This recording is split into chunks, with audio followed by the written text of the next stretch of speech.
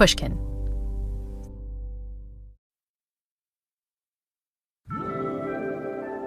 We're finally winding down our series on my favorite books of 2025.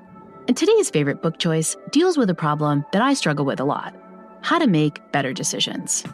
Our happiness is shaped by the choices we make within the circumstances we're given. Sometimes those choices feel obvious, like whether to open a window when the room you're in is feeling stuffy, or whether to grab a glass of water if you're feeling parched.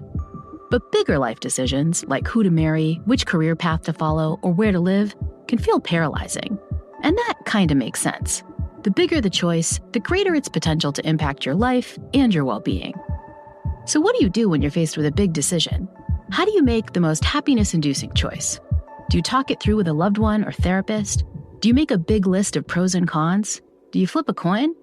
Well, today's guest has some advice. Hi, my name is Barry Schwartz. I'm a psychologist. I spent 45 years teaching at a place called Swarthmore College outside of Philadelphia, then retired and moved to Oakland. My interests for many, many years have been on the intersection of economics and psychology, focused on how people make decisions and also how they should make decisions. Barry's been a guest on Happiness Lab a few times because I'm a huge fan of his work. So I was super excited to see that he had a new book out about how to make tough decisions. It's called Choose Wisely: Rationality, Ethics, and the Art of Decision-Making. It's co-authored with Barry's former Swarthmore colleague, the philosopher Richard Schuldenfrei. I wanted to start our conversation about choosing wisely with some definitions. So my first question to Barry was, what makes a decision good? So a good decision is one that gets you to things that enable you to live a good life, I would say. Seems like you're pretty good at making decisions that enable you to live a good life. You've been with your wife for a long time. I think you said in your book since 7th grade.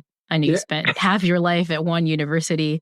Has this always come easy to you, or are there decisions that you really struggle with too? There are very few decisions that I have struggled with. There are people who at least some of the time think their task is to get the best out of whatever situation they're in. We call them maximizers. And there are people who aspire to good enough. And they may have low standards with respect to some things and high standards with respect to other things. But whatever their standards are, as soon as they find something that meets them, they stop looking. I have always been that way. The question in my mind was always, is this good enough? And sometimes, I was pleasantly surprised. I chose good enough and it turned out it was spectacular.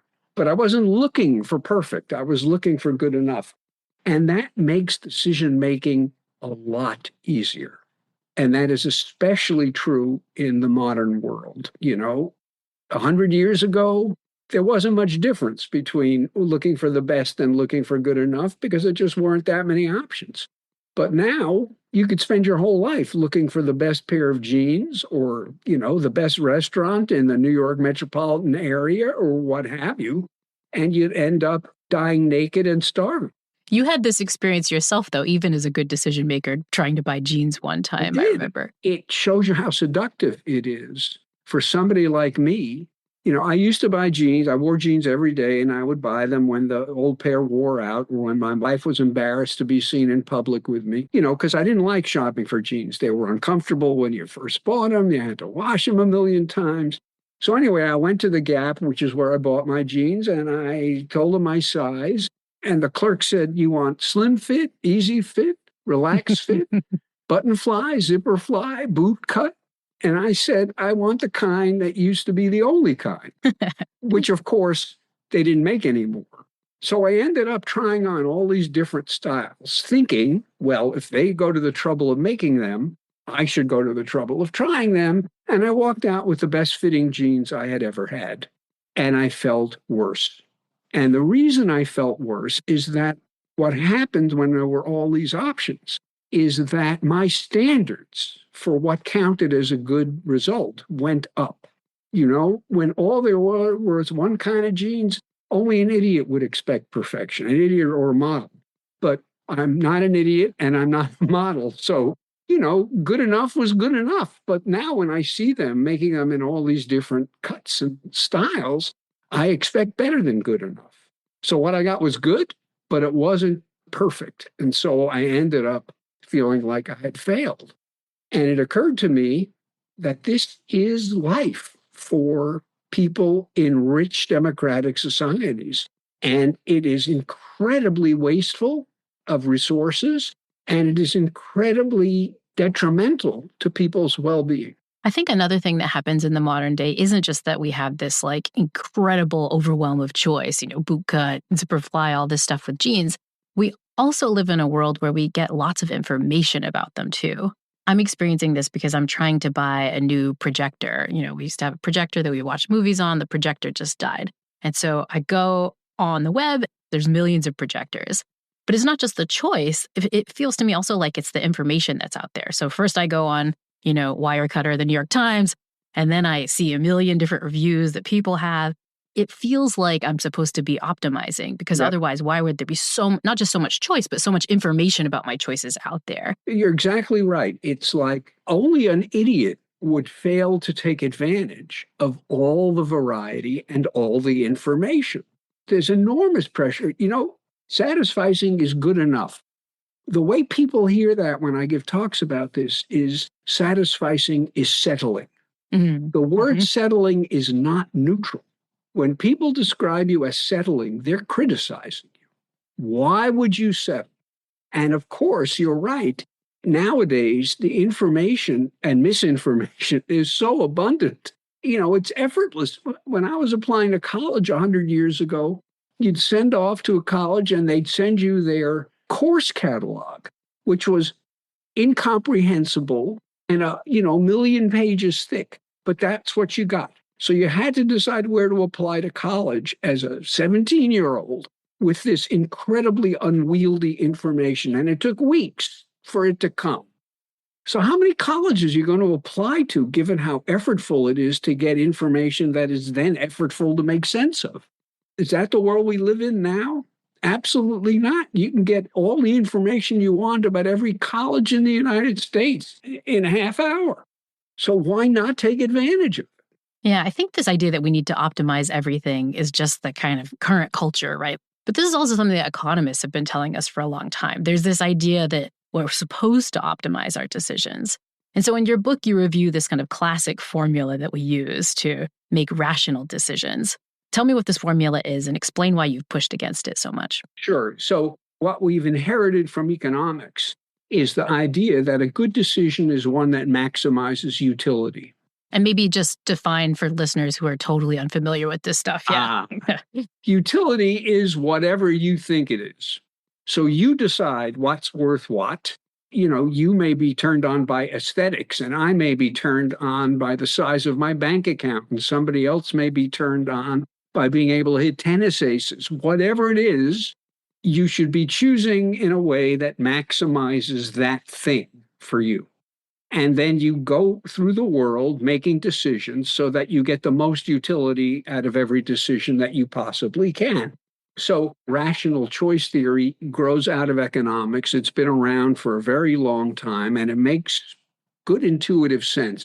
If your goal when you're making a decision is to maximize utility, then for every option you face, you need to know two things. One, how good will it be? How util will it be? Two, how likely is it that if I choose it, it'll actually be as good as I think? Because the world is uncertain. Very much analogous to the bets we make in a casino. You need to know two things. How much will I win? And how likely am I to win it? You multiply those two things together and you get a, quote, expected utility. And then you simply choose the option that has the highest expected utility. And that's the way you're supposed to go through life. The thing to notice is that it assumes that the decisions we make are like decisions we might make in a casino, that there are numbers that can be attached to the value of each outcome, and there are numbers that can be attached to the likelihood of getting that value. So, there's no uncertainty when you're playing roulette or blackjack. You can attach both potential gains and probabilities to all those gambles. That's the way the games are set up. Choosing a college, deciding what to do for the weekend, deciding who to interview on your podcast, don't seem to be like that. But the push from economics is find a way to quantify and you will enhance your rationality. So that has been the normative standard for a century. What happens is that your science moves in the wrong direction, and then social institutions move in the same direction. And before you know it, it's kind of like fish not knowing they live in water. It's hard to imagine there's another way to organize your life and another set of things to care about. So, rational choice theory is probably not a phrase that is familiar to most people. But I think the way they think you're supposed to make decisions is an embodiment of rational choice theory with some of the rough edges sort of sanded down a little bit. And the point of the new book, which is called Choose Wisely, is that rational choice theory is a disastrous standard to use because most of the decisions we make, even minor ones and certainly major ones, are nothing like casino gambles. So in your book, you tell some of these powerful stories of like how bad this rational choice theory, or maybe like even this cost-benefit analysis is. Yeah. You tell a story about Robert McNamara during the Vietnam War. Can you share that example and why it illustrates why reducing choice to all these kinds of numbers might be so dangerous? So for people in your audience who are not 100 years old, the United States fought a war in Vietnam. Got to start at the beginning. It was a guerrilla war, or what has come to be called an asymmetric war. We had our army and big weapons, and they were fighting in a jungle. And McNamara, who had been the head of the Ford Motor Company, had this idea that the way to make decisions is to rationalize. And by rationalize, he meant create a framework where you can do cost-benefit calculations. And then the right strategy is the one that will produce the highest benefit per unit of cost. So he was trying to industrialize the war. He imposed those standards up and down the military hierarchy, and it was a disaster. Now, the thing about an asymmetric war is it's really hard to know who's winning. It's not like you're gaining territory, 20, 40 square miles. It's really hard to know who's winning. So some brilliant person had the idea that we needed a proxy for winning. And what's a good proxy for winning? Casualties. If they're losing more soldiers than we are, we must be winning. The strategy changed to maximize enemy casualties, whether or not they had any strategic advantage. And so now we were just out for blood, independent of the strategic advantages that extracting that blood might have caused. And that, it strikes me, is the danger of taking rational choice theory too seriously. The press to be able to quantify pushes you in the direction of measuring what you can and pretending that what you measure is what you care about. But if quantifying costs and benefits isn't the answer to life's big decisions, then what is? After the break, Barry will share his method for making tough choices that can lead to greater well-being. The Happiness Lab will be back in a moment.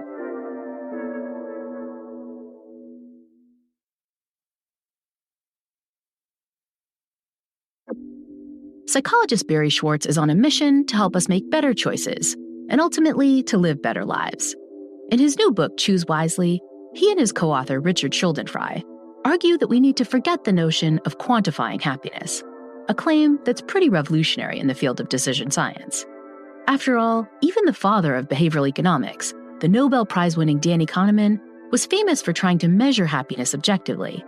I asked Barry to explain the context in which Kahneman developed this method and what he and his co-author thought about it. The idea is that when you ask people something like, all things considered, how happy are you? What they're likely to tell you is about what experience they had in the last 15 minutes.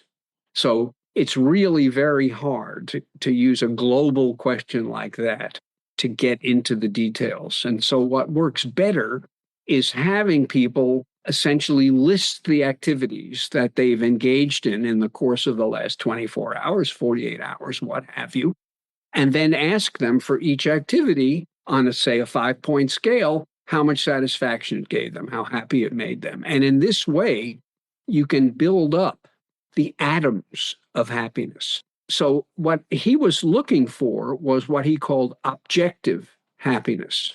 And the idea was that happiness objectively is simply the collection of moments. How you feel at every moment put together is the sum total of your happiness in that period of time. So that's what he was trying to do, was to turn a subjective measure into an objective measure.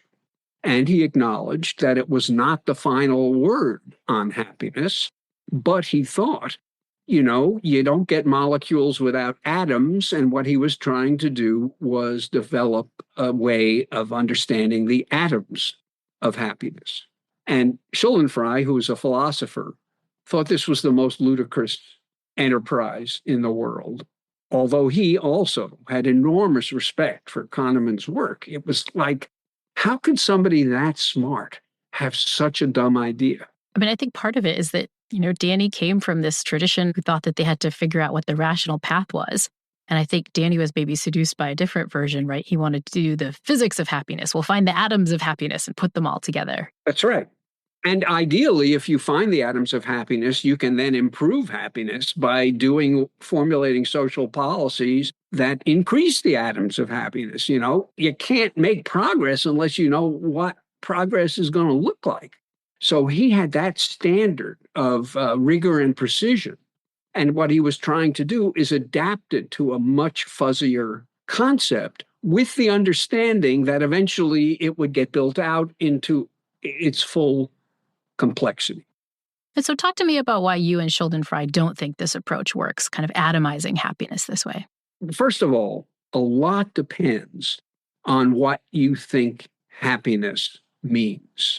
And if you have what could be called the smiley face view of happiness, then for all I know, Kahneman's approach made perfectly good sense. There are easy ways to get that smiley face. Taking drugs is probably the easiest way to get that smiley face and have it all the time until you die. So you need to start by asking, what does it mean to be happy? What Aristotle called eudaimonia, which is real happiness, has to do with living a good life, with achieving, with going somewhere, with doing things that are meaningful. And much of the time, what it takes for that to happen is going to make you unhappy, smiley face wise. If you want to be the best professional basketball player in the world, you spend 20 hours a week in the weight room. I'm not one of those people, but I'm guessing that nobody likes spending 20 hours a week in the weight room. What they do like is becoming excellent at something that is significant and meaningful to them. And they will suffer in the service of something else that's bigger. So when you molecularize happiness the way Kahneman did, just as a first step, what you're doing is you're getting people to focus down on these little and almost certainly irrelevant details of minute by minute and day-to-day experience, as if that's what they should be pursuing rather than these larger objectives. Again, I don't think he thought it was ever going to be the last word. He says that explicitly. But the trouble is that what often happens in science is that you never get very far past the first word. And building this great big structure out of these atoms, it doesn't happen. You spend all your time with the atoms and not with the structure. And this is especially true when the things you think matter most are not quantifiable in the way that you think a science should be quantifiable. So trying to measure happiness in terms of these tiny atoms doesn't seem to work. How do you think we should be measuring happiness? Well, so when you're applying to college, we spend a lot of time in the book following this apocryphal young woman named Mia as she decides, should I go to college? Where should I go to college? Why am I going to college? Et cetera, et cetera, et cetera. So the question is, when you're trying to decide where to go to college, what kinds of questions should you be asking yourself? There are some questions that it is easy to ask and answer, like, what's the average salary of people who graduate from this or that college? It's accessible, it's quantitative. Mm-hmm. Yep. What are the average SAT scores of admitted students? The higher they are, the better the students, the better the students, the better my education will be. U.S. News and World Report makes a living quantifying things in this way so that basically you can just push a button and out comes the answer. What school should I go to? What school should I apply to? Before you do any of that, you really should be asking, why am I going to college? What's it for me? What kind of a person am I? What kind of a person do I aspire to become? And you can't really attach value to particular colleges or particular programs within colleges without first asking yourself these questions. What do I want to care about? And what do I care about? And how can I get to be the person that I aspire to be? Are you going to get this right? Hell no. I mean, you're 17 years old. You don't know yourself well enough. And one of the great things about college is that it changes people. But that kind of uncertainty is inevitable. You will at least be asking the right questions. And as you go through college, you will continue to be asking those questions as a way of evaluating whether you're being well educated or not. Well educated doesn't mean that you have a 3.8 GPA. Being well educated means that you're moving in the direction that you think your life should take, the trajectory you want your life to take. No decision is final. So what we're suggesting is that rational people are thoughtful people. They are reflective people, and they don't slavishly pursue quantification when quantification is inappropriate.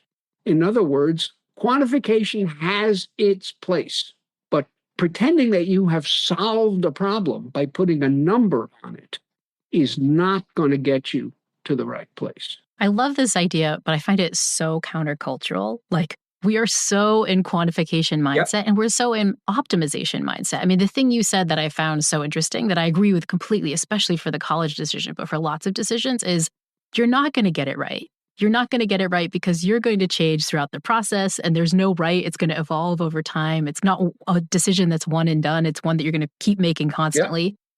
And I think people today hate that idea. They want to, pick the perfect genes and it's one and done. But most of the big important things we need to do in life to live a good life just don't work like that. And that I think people find really scary. I think people love the idea that they could go on some Yelp review and find the optimal college or the optimal house and then they're done. But the good life doesn't work that way. I think that's right. But I also think that this sort of rational choice model contributes to this attitude. Totally. In other words, it tells you there is a right answer to this question. And if you do enough work, you'll get to it. And I don't think that's the way people used to think about their lives. You can look back after you've made decisions, quite reasonable decisions at the time, and learn from what went wrong so that maybe you'll evaluate things differently the next time. But uncertainty is simply built into being a human being in a social environment. And it's never one and done. It's never finished. You should always be thinking about decisions that you've made. And I should point out, you should be giving it attention that's proportionate to its importance. I don't want you to go to a pizza place in New Haven and then beat yourself up for 3 weeks because you didn't go to the best pizza place in New Haven. That's crazy.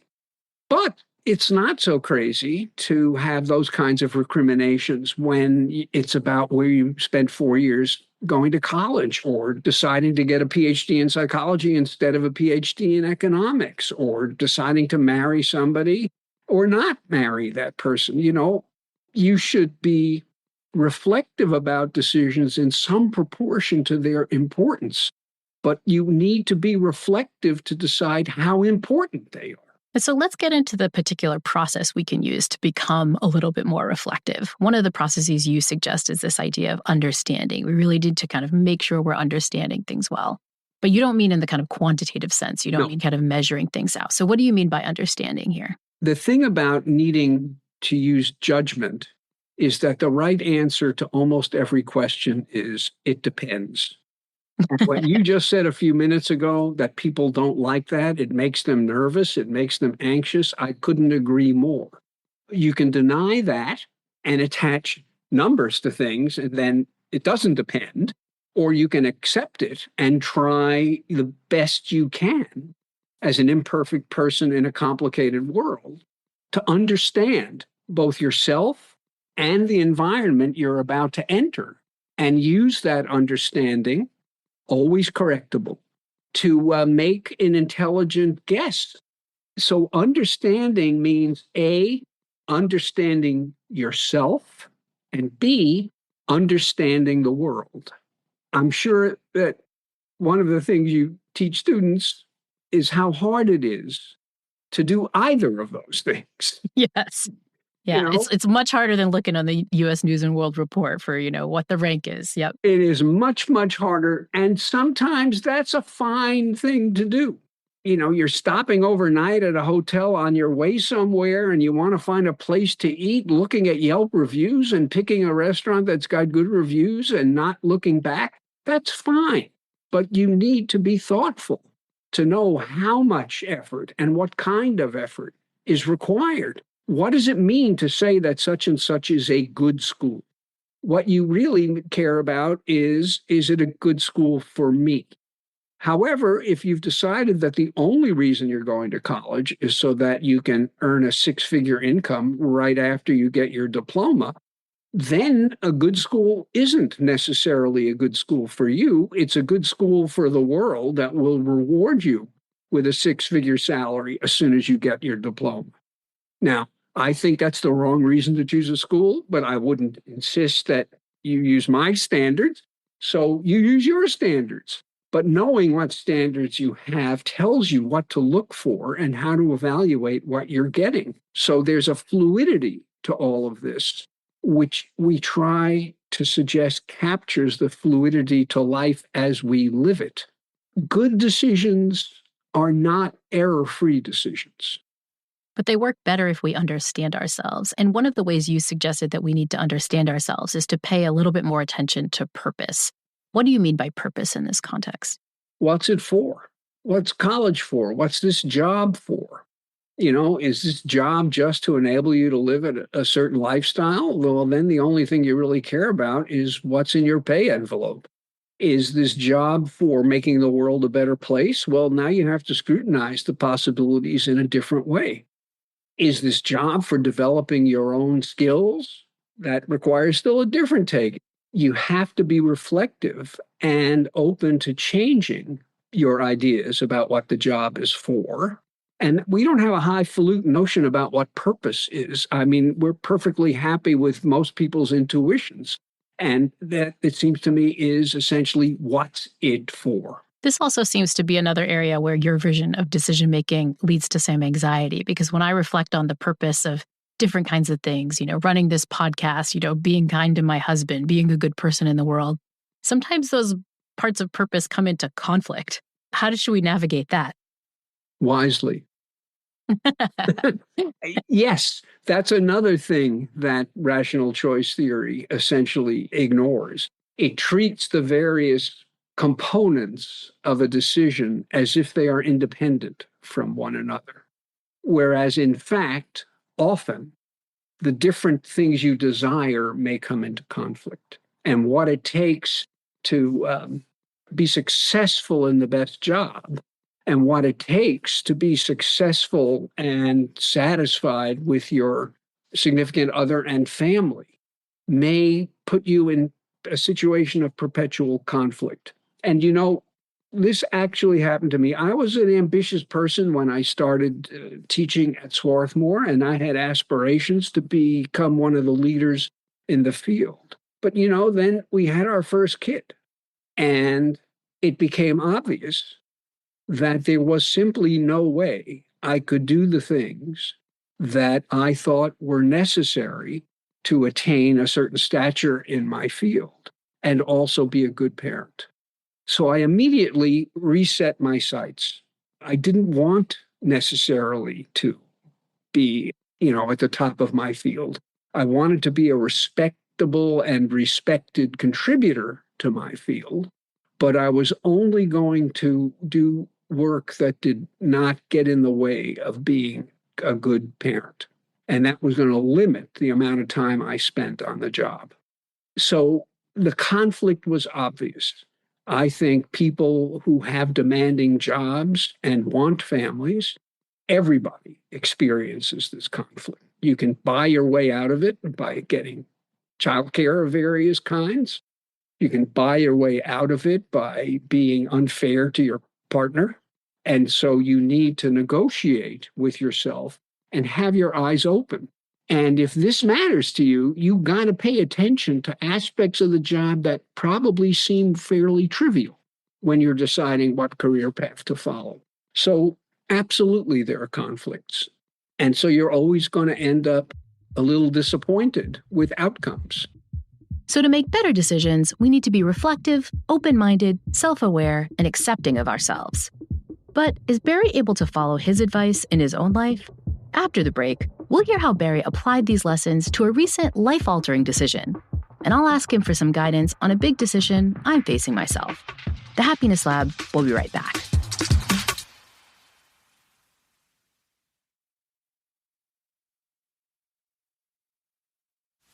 So let's talk about how we put these kinds of decision-making strategies into practice in a real-world decision. I know you've made some big decisions recently. You recently retired and moved across the country. Explain how this kind of take on the good life that's different from rational choice theory entered into your decision to do that. So there was no spreadsheet calculating the costs and benefits of staying in Philadelphia and teaching at Swarthmore and the costs and benefits of moving to the West Coast to be closer to my kids and my grandkids. And it wasn't an accident that there was no spreadsheet. I, for the life of me, can't understand how I could have quantitatively compared what was good about coming west and what was bad about leaving the East. I loved my job at Swarthmore. I love my kids and my grandkids. I did not know how to calculate the right decision. And so, with the help of my moral guide, who is my wife, we thought about it. We talked about it. We looked at it from various different angles. What would we be giving up? What would we be gaining without directly comparing them? We sat with a potential decision, see how it felt to imagine ourselves as mostly retired people on the West Coast. And after a lot of uncertainty and a lot of on the one hand and on the other hand, we decided that this was a point where it made sense to make the move because the truth was that we could keep doing what we were doing and get satisfaction out of it, but we really missed seeing the family. That said, what turned out to make the decision for us easier is that I had a temporary but serious illness that required surgery. And both of our daughters said, you cannot live 3,000 miles away. They were right. You know, the thing about aging, it only goes in one direction. It was anomalous for me to have had this problem when I did, but there was no question that the future was going to be full of such things, and it was going to be torture for them to be trying to be involved in our care at a distance of 3,000 miles. And that made what seemed a really hard decision into a much easier one.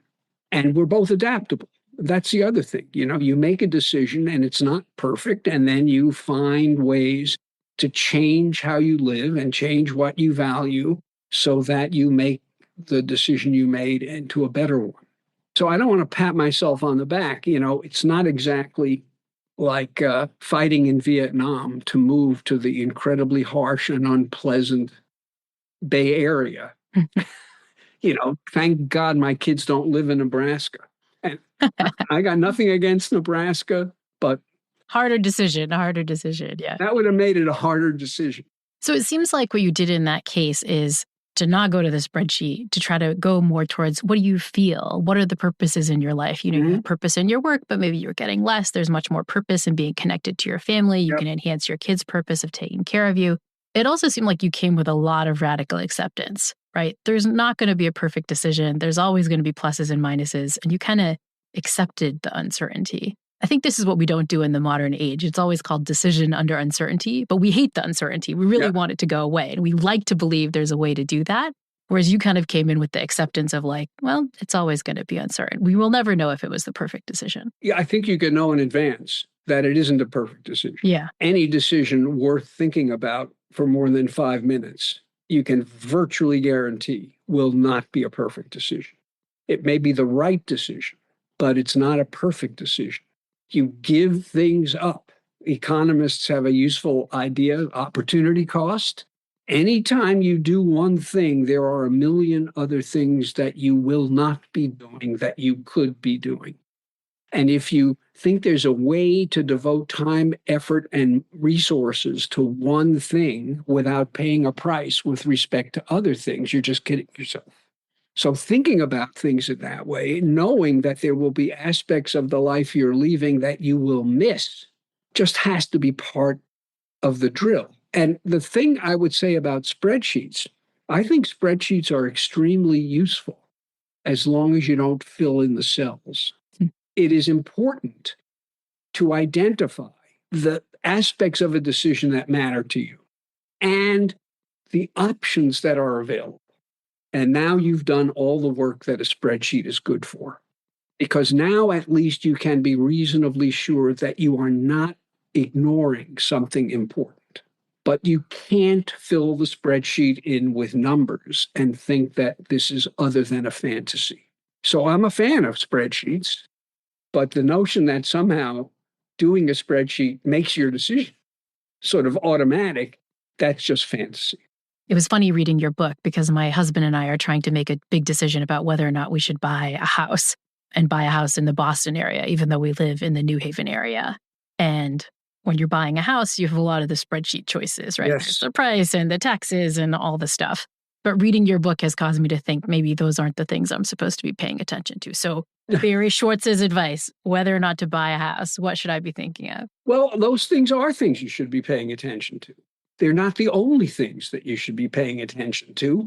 And you shouldn't feel like you should be able to trade off quantitative things against qualitative things. You know, the basic question is, can we afford it? Is it financially reckless to turn liquid assets into illiquid assets? There are all kinds of very quantifiable questions that should be asked and answered. Then there are quality of life questions, none of which are quantitative. And then somehow those things have to get put together into a decision, since you can't both buy a house and not buy a house. But the notion that, if you do all of your homework carefully, the decision will make itself.